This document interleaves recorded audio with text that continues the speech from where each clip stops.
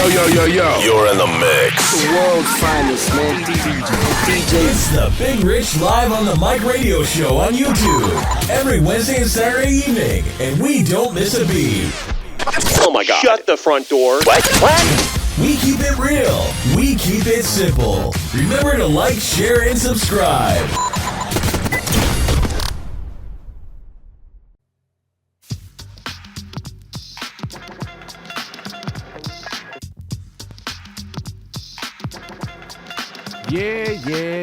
Yeah. Big Rich here, Big Rich Live on the Mic radio show here on YouTube. Happy hump day, Wednesday, whatever you want to say. Half the weekday is gone. Half the work week is gone. I hope that everybody is safe and sound, putting your best foot forward. We are bigger than ever. Back in the building, trying to make it do what it do, and I sure appreciate everybody who allows me to spend just a little bit of their time every weekday, and I appreciate it. You know, I can't say too much more than I appreciate everybody, all of our subscribers. We've been doing a campaign using a company that has been promoting our YouTube channel, and I want to thank them. They're out of fervor.com, and I can't remember their name. I feel like such an asshole that I forgot their name, but I will find it up and put it in the descriptions below. And if not, I'll do a video to them. But they have been working 24/7, 7 days a week for the last week. And we've grown from, just with their marketing, we've grown from 150 subscribers to nearly 2,000 subscribers. I think the last time I checked, it was like 1,400. Then it fluctuates, because, when you do that type of marketing and stuff like that, sometimes you get ghost accounts and stuff like that. You got to deal with that and know that some of those accounts are going to happen. So it's ebbs and flows. I mean, it's been as high as 1,800, as low as 1,200 and stuff like that. So, I appreciate them working, putting it out there. We're also blowing it up, on blackspot.com, facebook.com, our Instagram. Remember, our Instagram is Big Rich Live on the Mic, _ between each word. Our Twitter, capital B, capital R, Live on the Mic. Our website is www.bigrichlivonthemic.com, and our email address is bigrichlivonthemic@gmail.com. So hit us up, like, subscribe, share. We appreciate it. Each one teach one. That's the platform. That is the mantra that we stole from other people that are bigger and better than us. We don't try to reinvent the wheel. We just basically say, hey, you put it out there for us to learn and for us to teach and for us to put it forward, and that's what we try to do here. So again, welcome to the show. As you can hear my voice, I'm getting a lot better. I still have some remnants of this flu bug that we had. So I'll cough from now and then, every now and again, so try to forgive me. But today's topic is going to be a little bit. We're going to talk about the African-American experience, the African-American community as a whole. I've been chopping it off back and forth with subscribers and ideologues and haters and, all on Twitter. That's my thing. I just love going back and forth until you start getting personal or just straight racist. Then I shut you down. When I shut it down, I'm not going to argue with a idiot, with a bigot, a racist. I'm just not. But we're going back and forth, and we're talking about, why. We're talking about things that go into the African American experience, being that whether you like it or not, whether you want to admit it or not, simple facts show that the African American experience is unique than anybody else's experience in the world. It really is. I'm not saying it's any worse or is any better than anybody else's experience, because the Native Americans have all been but exterminated. The Aborigines have all been exterminated. You found all been but exterminated. You know what I'm saying? So the genocide is real. we hanging tough. But the question was, why can't we get our, excuse my friend, I'm a curse in this thing. I'm gonna try not to be just vulgar, but the bottom line question was, why can't we get our shit together? What is the problem? Why we can't, not just get along, but why can't we just rise as a people? You know what I'm saying? And I thought about it, for over the weekend, going back and forth and doing my research and stuff like that. And this is just my opinion. My opinion is that African Americans as a whole, are being attacked on three fronts. Not one, not two, not three. Three, not one, not two, but three. Three fronts. And we'll break down all three fronts, right? But I liken this to history. Everybody who knows me know that I'm a history buff. I'm a history fanatic. I love digesting history. And I love debunking the dominant society's version of history because mostly it's wrong. You know what I'm saying? Anytime it is slanted one way constantly, you have to really scratch your head and think, okay, well, these people can't be that great and these people can't be that fucked up. Excuse my French. Again, like I said, I'm going to curse every now and again. So I liken it to the Revolutionary War, okay?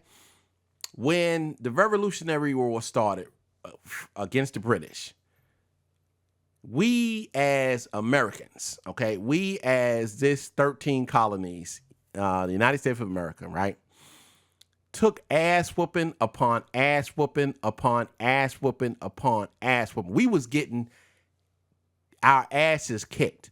Why is that? It's because you have a ragtag army against a dominant, disciplined, overwhelmingly superior in numbers and munitions and armament and just expertise. Okay. And it took a while, and it took help from like the French and stuff like that with their ships and their strategic battling techniques and stuff like that to get us to turn the tide.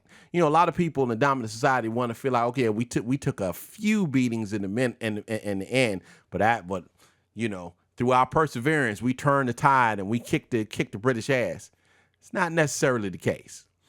In a roundabout way, I guess if you cut the whole middle out, then you could put the beginning and the end, downplay the beginning a little bit, upplay the end, and yeah, maybe that might make sense to you. But as African Americans here, as black people here in this country, we are being attacked on three fronts. The first front is basically, unless you've been living under a rock or you just have your head stuck so deep in the sand that you don't want to hear it, is certain people in the dominant society, people in the 1%, people who are bigots, people who are racist, people who are in positions of authority, either because they own so much or because they were put in power, that do not like us because of the color of our skin, do not like us at all, don't have to know us, look at a black face, look at a brown face, automatically don't hate you, okay? So everybody knows the Klan, neo-Nazis, the alt-right movement, the white nationalist movement, you keep it going, you just keep coming. That is like the most overly simplistic, if you want to put it, and we could put it. You know what I'm saying? The second front that we're fighting is the ignorant faction of our people. Ignorance. You know what I'm saying? The people who don't give a damn, know they ain't shit, ain't trying to be shit, want to take what you got because they don't want to earn what they can. You feel what I'm saying? Those people, the ignorant people. But you might think, you'd be like, well, I'm well off, and I consider myself upper middle class. I'm far from rich, but I'm far from poor. You know what I'm saying? So you could say, some people could say, well, I ain't too much got to worry about them because I live in an affluent section. You know what I mean? I live with the white folks, if that's what you want to say. I live in the suburbs. I don't go down to the ghetto, so I don't have to deal with them. Okay? You very well might feel that way. But it all comes full circle. But I digress on that. The third, and what I feel is the most understated and might be the most dangerous front, is people who the dominant society has put in power who look like us but feel like them. The coons, the traitors, the bed wenches, if we want to say. I know a lot of people don't like those words, but if the shoe fit, wear it. The Aunt Jemimas, you know what I'm saying, the Step and Fetches, those type of people. The Ben Carsons, the Steve Harveys, the Stephen A. Smiths, the Jason Whitlocks. I can go on and on and on and on and on. These people who have put the Larry Elders, these people who have been put in positions of not power, if you will, not necessarily power, but positions where they could be at the head of the table and kind of represent us without us wanting them to, and then talk shit to us because their masters can't or won't or whatever the deal, you know, or they'll sit up there and be like, well, I said it, but Ben Carson said the same thing and he's the HUD secretary, or I support this person, but Tim Scott, the one of two senators in Congress, he supports this particular person. You follow what I'm saying? So you have stuff like that, and what they do is they destroy us from within. Case in point, a couple of days ago, Steve Harvey gets on his morning show, and he says, and first, before I even say that, anybody who knows me know I can't stand Steve Harvey. I think Steve Harvey is a piece of shit, period. I think he is a liar. I don't think he's funny. I think he's a con artist, and he's a coon. He is, period. So I don't like him. So everything that I say about him, when I talk to my wife, because she actually likes him, she read his book, you know, To Think Like a Man, Live Like a Woman, whatever the hell the name is. I don't understand how the hell you as women allowing this man to talk to y'all, to give y'all the game, when this fool been married and divorced 3 times. Well, he's been married 3 times. He's been divorced twice. And then his current wife, we're not even going to get into that. He's a simp anyway. It is what it is. But he gets on his radio show and talks about that Snoop Dogg, anybody who don't know who Snoop Dogg is, he's a legendary rapper out of Long Beach, California. He did a video. I'm really not into hip hop like I was before, but he did a video, and it was a satire towards the end of it of a clown dressed and looked like Donald Trump, and he had basically assassinated him. He had a toy gun, pressed the trigger, confetti came out, big thing said bam, this type of thing. Everybody just went all crazy about it, right? So, and then I guess T.I. and Lil Bow Wow had backed Snoop, basically talking trash to Donald Trump, and then I think Lil Bow Wow had said some disparaging remarks about Melania Trump. Okay. He gets on his radio show, which is free speech, and he says, oh, I love them. So you always know when somebody preface some bullshit that they about to say with they love and respect somebody is about to be some bullshit. You feel me? So he was talking about how he loves and respects Snoop Dogg and loves Bow Wow and all this type, but they was wrong. You got to respect the office of the presidency. You know, like a good house boy. You know what I'm saying? Protected massa. You know, we sick, that type of stuff right there. Okay? Let's say this here. You, Steve Harvey, and others of your ilk who look like me, unfortunately, y'all want us to respect the same office that the fool that's in now don't respect.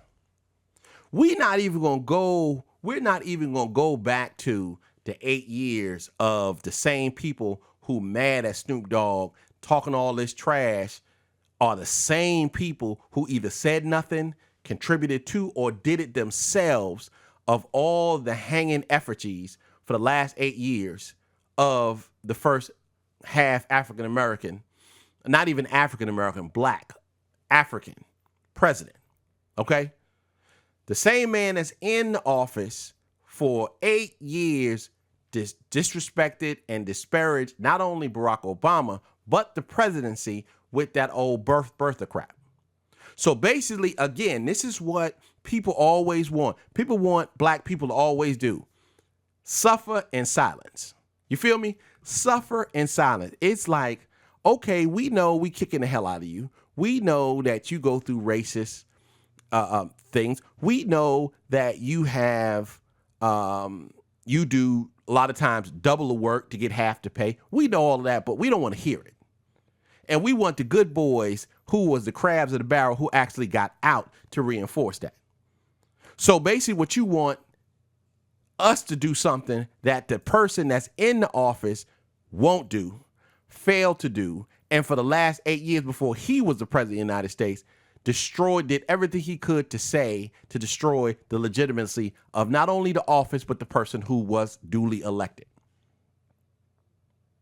So I got a problem with these type of people. I know how to deal with white bigots and racists and homophobes and narcissists and stuff like that. I know how to deal with them. You hit them head on. And majority of the time when you hit them head on, they'll buckle down. Because this is what they don't do. They don't come up to you one-on-one when they feel that they can get their ass whipped. They challenge the least of these or the female, you know, and those, just off on a sidebar, those who sent me the video of the white gentleman just disparaging and in a threatening position of a black female with her family that was in some type of restaurant, and he rushing her like he was going to do something to her. And I was like, dude, would you, first of all, you wouldn't have did that if there was a true black man standing there. I mean, she was alone with a whole bunch of kids. And I think it was like maybe her father who looked like or somebody looked like they were sort of elderly. So there was really nobody that he felt there was a threat. Now this man, now think about it now. This woman is sitting down. He's standing over her. So that means he had to come to her. And then he left and came back. But anyway, I digress. So I don't want to get off on a tangent as far as that's concerned. But what I will say is these are the type of people, the Stephen A. Smiths, the Larry Ellers, that they want to sit up there and tell you, oh, it's your fault. Nothing is wrong. It's your fault. We need to follow this person. We need to work with this person. Let me tell you something. I've said this before. If you want to talk to this president, this current administration, and they are in a position where they want to talk and it's not a photo op, I say go do it. All of these clowns that sit around there and say, oh, you should go and talk to the man, they know nothing about the schedule of the president of the United States. You say, okay, I won the Super Bowl. I need to go and I need to express my positions to the president as far as what he's doing with his administration. Do you not know you don't get practically no time at all, and you get no alone time with the president? So that's bullshit. Making a better statement by not going. Or if you say, if we gonna go, we'll all go as a team, we need to sit down and we need to rap. Get a half hour, 45 minutes of let's talk. If you don't want to do that, you don't want to meet us. So again, you have that third front. Again, like I said, the first front, the white supremacists and stuff like that, you know how to deal with them. You hit them with facts. You back your shit up. You make sure you protect yourself and your family from physical harm, from financial harm, and you meet them head on. The second one, when you're dealing with the ignorant, the less of these that trying to drag down, like I said before, when we talked about the reparations, everybody ain't gonna make it. This is almost like Noah. Everybody's not gonna make it through this storm. Now, I don't mean you throw people out. I don't mean that you make you put stuff up to mess them over and that type of stuff right there. No, I'm not saying that. I'm not saying it at all. But what I'm saying is everybody ain't gonna make it. So unfortunately, these cats that ignorant and want to stay ignorant and don't want to evolve and be like, you know what? I'm going to do what I can to push my brother up, because when I push my brother up, that wave is going to sweep in and carry me also. But I also know that I need a board too. So that what that means is, just using an analogy, what that means is, okay, this man is trying to go to school for an engineering degree, so you doing what you can for him. Well, when it comes up, if he gets a position or he opens his own business, he's going to need some subordinates. So then you have to put yourself in a position that you got a GED, whatever you doing, night school, whatever you can, to make sure stay out of freaking jail, that type of stuff. So when he's in a position to help out and reach back, he has a pool to grab from. Okay? But So I went through number one, number three, them the hardest ones. And that's the thing, what I tell people, and I've told people on Twitter, I have no idea. I have no idea how do we change this. I really don't. I do feel that we need to stop hero worshiping as a people. I don't think that any other people on the face of this earth that I know of hero worships the way we do. If you are a great ball player, we listen to you just because you're a great ball player. If you are an actor, we listen to you just because you're acting, even if you ignorant as hell at the issues. The issues is, if you are a basketball player, if you're a football player, if you're an actor or whatever, a doctor, neurosurgeon, and you want to get into the political arena and you want to get into some social or reparations talk, then do your research prior to, and just don't get out there opening your damn mouth. But you're in a position that is dragging us all down because that's what people look at. So we have to start holding our own accountable and check ourselves. I talk to my wife all the time. We are so different when it comes to checking our people. We're so different. She's of the adage of, mind your own business and, it's their life, this, that, and the third. And I am totally different than that because I'm like, it is more than just their business. They put their business out in the street, on social media, that type of stuff right there. Therefore, it affects us all. It affects how we all are perceived. Good, bad, right, or wrong. That is just how it is. So I would say we need to stop hero worshiping. We need to start checking these people. We need to start checking Steve Harvey. Stop kissing his ass. Period. Yeah, granted, you might be getting that white money right now, but sooner or later, people gonna get tired of you. And then where you gonna come back? You're gonna come back to what you know. You're gonna come back to what got you there. And we need to make sure that people like him, like the Stephen A's, like the Jason Whitlocks, those type of people, right, like the Larry Elders, they don't have a safe space back here. Because don't get it twisted. The white supremacists, the powers that be, they don't like you like that. They put you in a position because you are advancing what they want to do. When you talk about diversity, they can point at your ignorant ass. Not because you standing up to do right for your people. You feel what I'm saying? It's just that slave mentality. I mean, look at 2017. If you go back to 1617, it is the same dynamic with the house Negro and the field Negro. It is the same thing. And it's that slave mentality that we have as a people that is going to be the detriment of us. So I say it's not one answer. It's no one answer. Okay? It's no one answer at all. Basically what it is we have to come together and it's going to be a lot of yelling and screaming. It's going to be a few elbows thrown. It's going to be some cussing. But that's the only way you're going to be able to get this together so you get on one common code and be able to push this ship forward.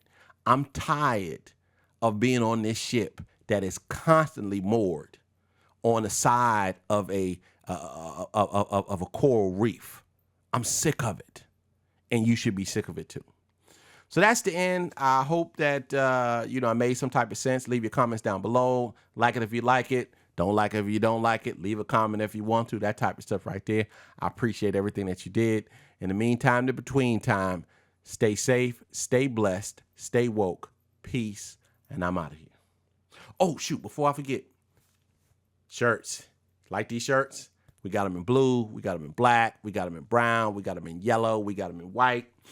Big Rich Live shirts. I can't really stand up and show you the back, but look at my Instagram. You'll be able to see them. They're $21. 50% of the proceeds will go to cancer research in the African American neighborhood, okay? African American and other minority neighborhoods. I need to put that out because I don't want everybody to say, oh, it's just a black thing. No, so it's all of us, the least of these, okay? So check them out. Go to our website, www.bigrichliveenthemic.com. Go to the bottom of the main page, and you'll be able to purchase these shirts. 50%, and it'll be transparent. We'll do a video when we give the donation. 50% of these, which is basically what the cost is, basically, because it cost me like $12 or something like that to make a shirt, something like that, like $11, something like that to make one shirt. So basically, I'm not making no money out of this, okay? I'm making enough money so that we can help other people. So if you got some money and you feel like donating, go to our website, grab our shirts. Peace. I'm out of here.